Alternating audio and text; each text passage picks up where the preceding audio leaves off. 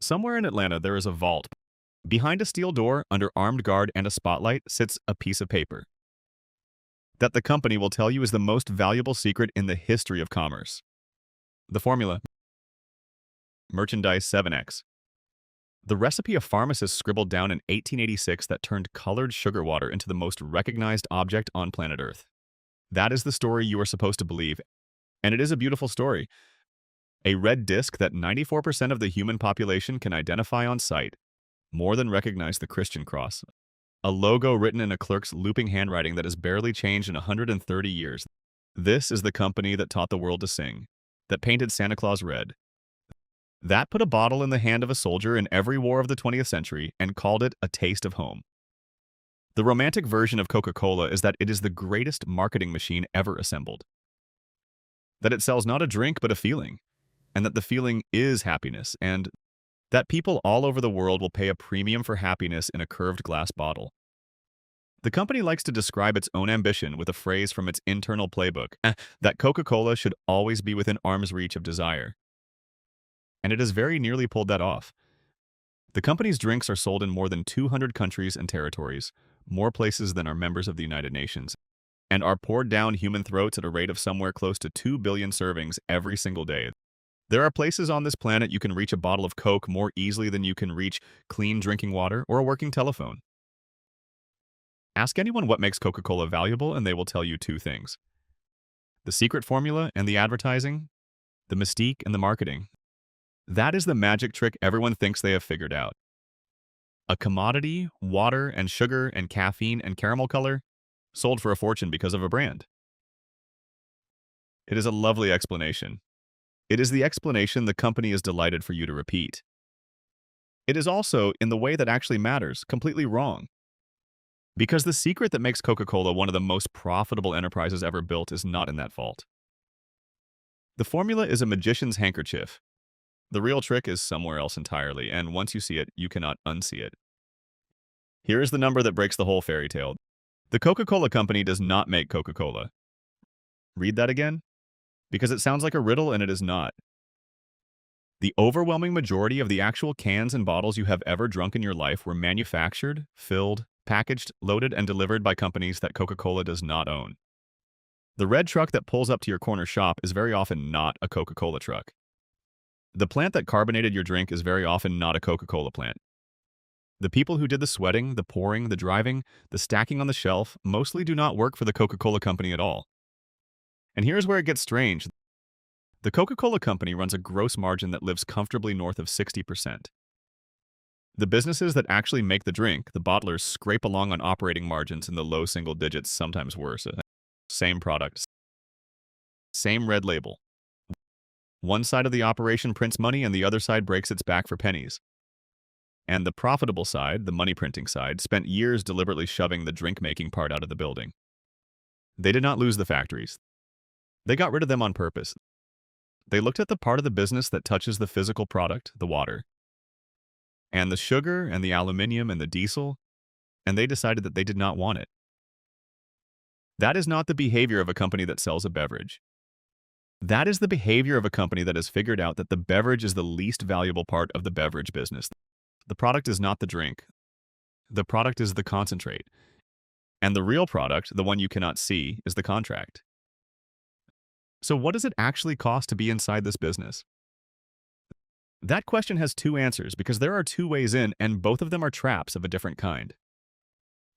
Start with the way in that history offers. In 1899, two lawyers from Chattanooga, Benjamin Thomas and Joseph Whitehead, walked into a meeting with Asa Candler, the man who then controlled Coca-Cola, and asked for the right to bottle it. Candler thought bottling was a novelty, a fad, beneath the dignity of a serious soda fountain product. So he sold them the bottling rights to almost the entire United States. The price was $1. He genuinely thought he was getting the better end of the deal, and to be fair to him, he built a fortune anyway. But that $1 handshake created the model that still runs the company today. Thomas and Whitehead would buy syrup from Coca-Cola and turn it into bottled drinks themselves in their own plants with their own money. And the contract they signed fixed the price of that syrup, in effect close to permanently. That single decision, a fixed price on the input, would haunt the bottling network for the better part of a century and would take decades of painful renegotiation to unwind. But notice the shape of it because the shape never changed. The people who wanted in had to bring the capital. Building a bottling plant is not a hobby. It is a fortune in stainless steel, filling lines, warehousing, a fleet of trucks, refrigeration, and a permanent appetite for sugar and aluminium bought at whatever the market charges that week.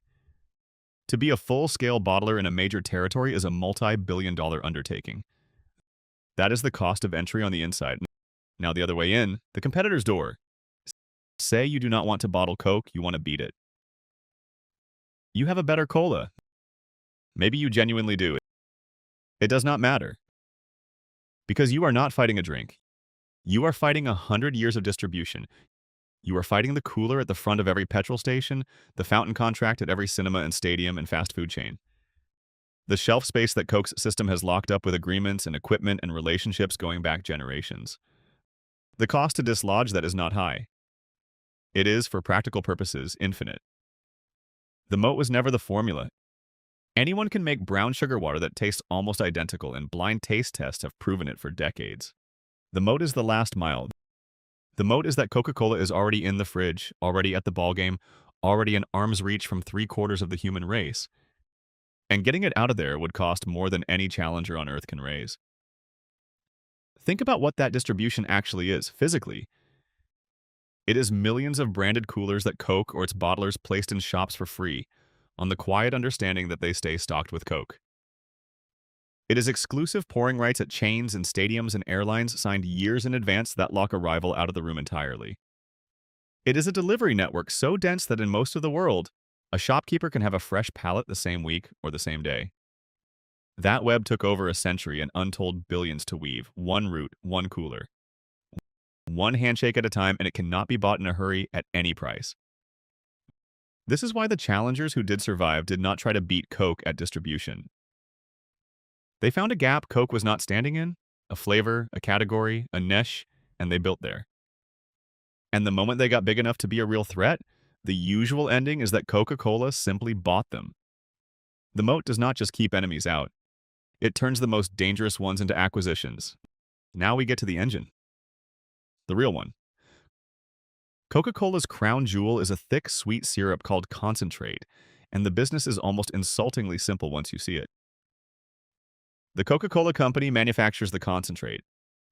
That step is cheap, it is protected by the brand and the mystique of the formula, and it is done in a small number of highly automated facilities. Then it sells that concentrate to the bottlers. The bottlers are the ones who add the water, add the sweetener, add the fizz, buy the cans and the plastic and the glass, run the filling lines, pay the workers, fuel the trucks, and physically carry the finished drink to every shop, machine, and restaurant in their territory. Every capital-hungry, low-margin, back-breaking part of the operation lands on the bottler.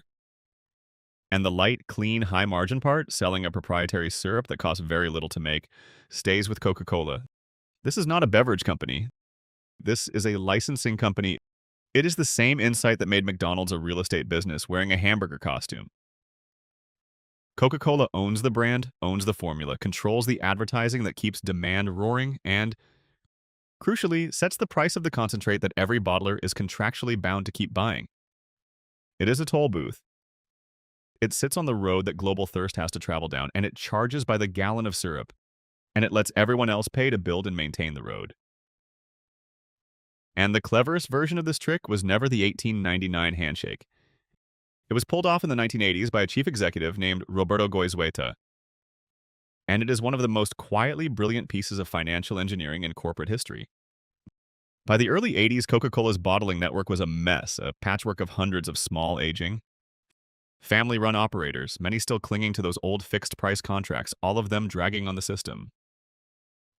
Goizueta went on a buying spree, rolled a mass of these bottlers together, and in 1986 spun the whole heavy, capital-drenched thing back out to the public as a separate company, Coca-Cola Enterprises.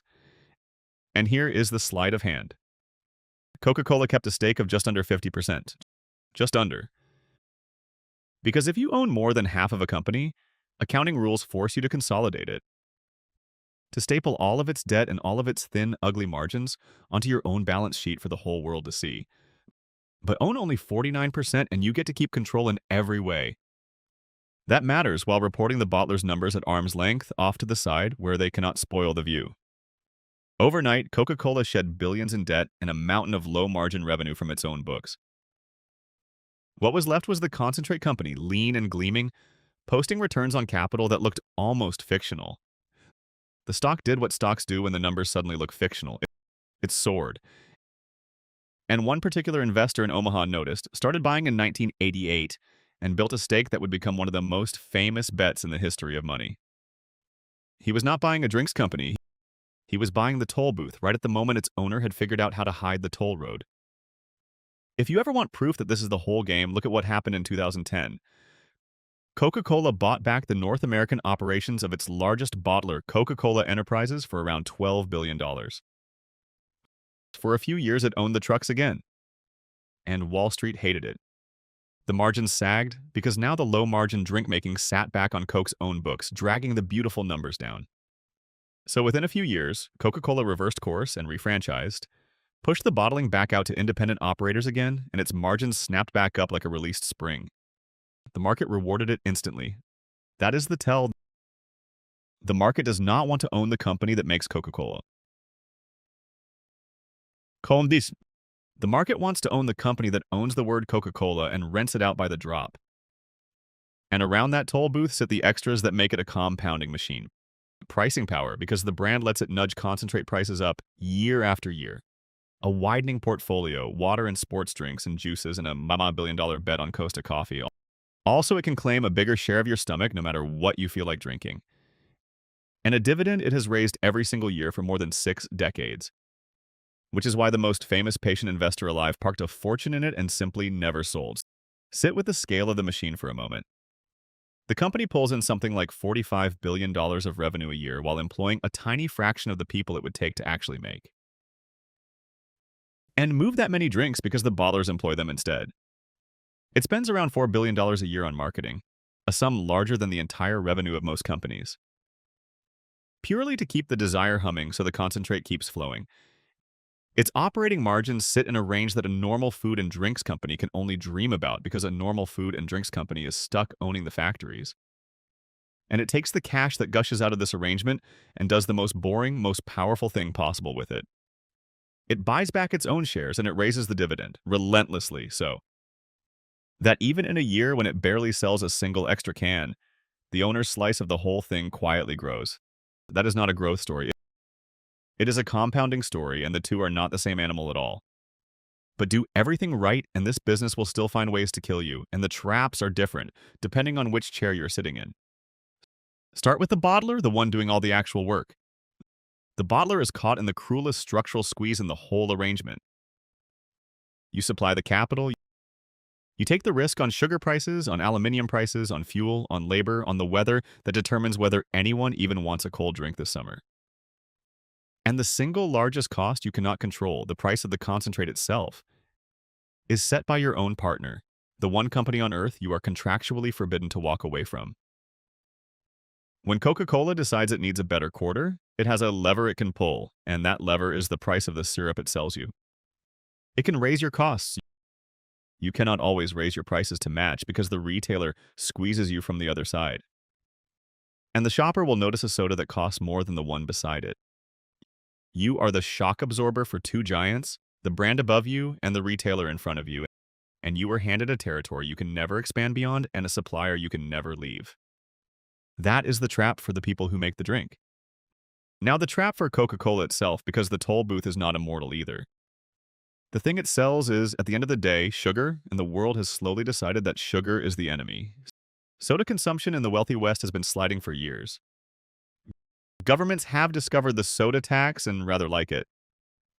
Then there is water, the other main ingredient, and the reputational bruising the company has taken over water use in places like India, where bottling plants became the target of real anger and, in some cases, were forced to shut.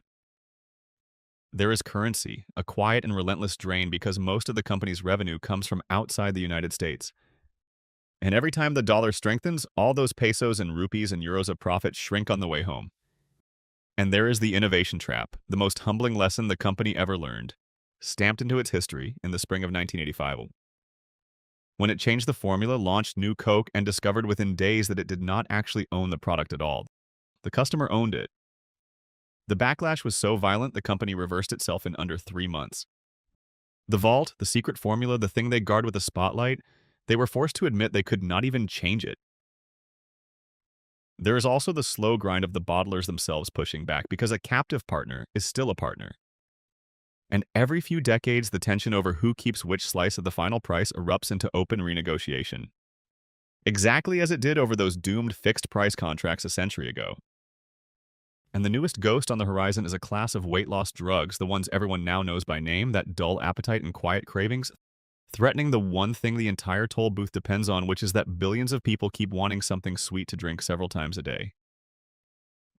If a cheap weekly injection can switch off the very craving the brand spent a century switching on, then no amount of advertising and no vault in Atlanta protects the volume. The toll booth only earns while the traffic keeps coming. The brand is the asset. And brands, unlike factories, cannot be rebuilt with money once they rot. So here's how it actually plays out. The version that works and the version that does not. Because both are true at the same time depending on where you are standing. The version that works is Coca-Cola the toll booth, and it works precisely because it is boring. Understand it correctly, and you see a capital allocation machine dressed as a soft drink company. It makes a cheap, protected syrup. It sells that syrup to a captive network that fronts all the capital. It spends a fortune keeping the brand loud enough that the demand never stops. And it hands the surplus back to its owners in an ever-rising dividend, year after year after year, through recessions and wars and health scares and its own occasional idiocy. It does not need to grow fast. It needs to grow forever, slowly, like compound interest with a logo. That is why a certain kind of investor treats it less like a stock and more like a bond that happens to taste of cola. And then there is the version that does not work, and it is everyone standing in the wrong spot. It is the bottler doing the sweating and the driving and the capital burning and keeping almost none of the reward. It is the challenger with the better recipe and no way onto the shelf. It is the investor who buys in thinking they are getting a growth rocket and is quietly holding a mature, slow, sugar-dependent giant fighting a long defensive war against its own core product. The genius of Coca-Cola was never the drink. It was the decision, made over a century, to keep the one part of a badel bein mud of the business that scales without weight. The brand and the syrup and the contract, and to make everyone else carry the water. Literally, the water. So the next time you crack open a cold can and hear that hiss, remember that almost none of the money you just spent is going to whoever made the thing in your hand. It is going up the line, split along the way. Most of it staying with the bottler who did the work just to cover the cost of doing the work, and the richest. Cleanest slice traveling all the way back to a company in Atlanta that never touched your drink. Never filled your can, never drove it to your shop, and keeps the best part anyway. The pharmacist who invented it died with almost nothing, having sold the rights for a few $1,000s. The lawyers who bought the bottling for $1 got rich, and then spent decades regretting the contract they signed. The bottlers built empires of steel and diesel and kept slim margins for their trouble. And the one entity that stepped back from all of it, that refused to own the factories, that guarded a formula it was too frightened to ever change, sat at the top of the whole pyramid collecting a toll on a river of sugar it barely had to lift a finger to move. That is the economics of Coca-Cola.